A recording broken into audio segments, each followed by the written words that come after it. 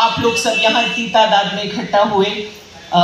It's wonderful to see this solidarity and support. We are waiting for some of the speakers. Senior Advocate Prashant Bhushan will join us. Manoj Jha, Member of Parliament, will be joining us. Kavita Srivastava, President of PUCL, she will be joining us.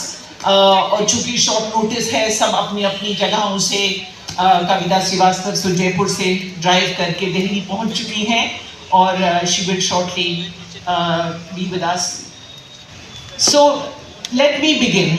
And we have two speakers here, Dr. Saida Hamid and Nizam Pasha, an amazing advocate in the Supreme Court.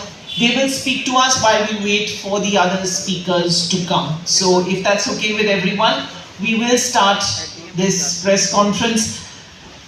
Like I said, this is, it's an important moment for us to have gathered here today.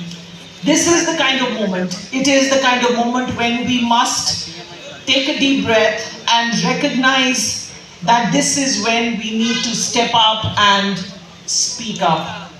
The immediate reason for this emergency press conference is the targeted attack by officers of the law, by police, the targeted attack against Nadeem Khan and the organization of which he is the National Secretary, the APCR, the Association for the Protection of Civil Rights. The basis of the FIR that they have filed against Nadeem Khan is that he was involved in putting up an exhibition that documented incidents of hate crimes in India. अब hate crimes होते हैं हिंदुस्तान में, हम सब जानते हैं hate crimes होते हैं, लिंचिंग्स होती हैं, लोगों को मारा जाता है, बुलडोजिंग हो रही है घरों की. इन हेट क्राइम्स और हेट स्पीच, इनको डॉक्यूमेंट करके एक एग्जीबिशन तैयार किया गया, वो इस FIR का आधार है. और अगर आप ये, अब हमारे पास क्योंकि वकील इस मंच पर मौजूद हैं, तो ये सेक्शंस BNS के कौन से लगाए गए हैं उन पर ये लोग ही ज़्यादा बेहतर बताएं.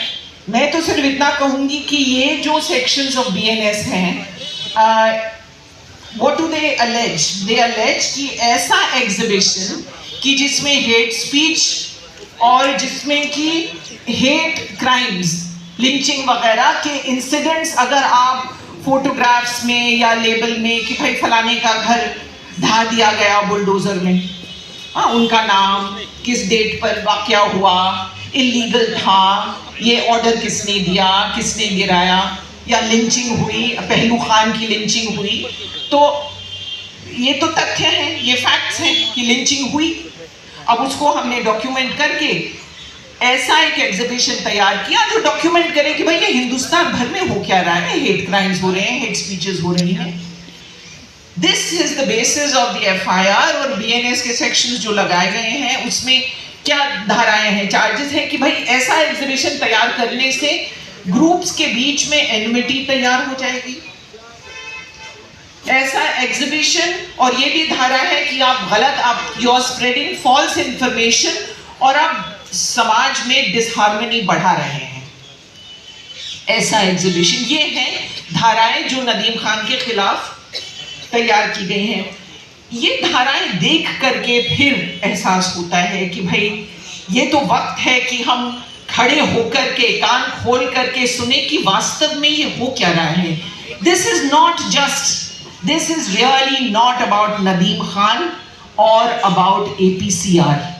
अगर आप इन धाराओं को गौर से देखें और ये टारगेटेड अटैक समझने की कोशिश करें, this case is, and I want you to take note of what I am saying, because this is the core of what I want to say today and why I am here today. This case is really about recasting the most basic act of citizenship and of democracy into something criminal. It is about redefining a very basic right that I have as a citizen and calling it criminal. And I'll explain what, it sounds bizarre, but this case is turning meaning on its head. It is delegitimizing our right, all our rights, to name injustice and to seek justice for that injustice. That is what this case is essentially doing. So I'll give you an example. उदाहरण के तौर पर, हम में से कोई भी इस मजमे में, इस प्रेस कॉन्फ्रेंस में, can any of us decide that we want to, in this space or in some other space, any other space, can we have an exhibition? Any one of us organize an exhibition and say, bhai, I want to have, I don't like this hate speech, or I don't like hate speech. एक exhibition करना है, आपको करना है, मुझे करना है, किसी को भी करना है.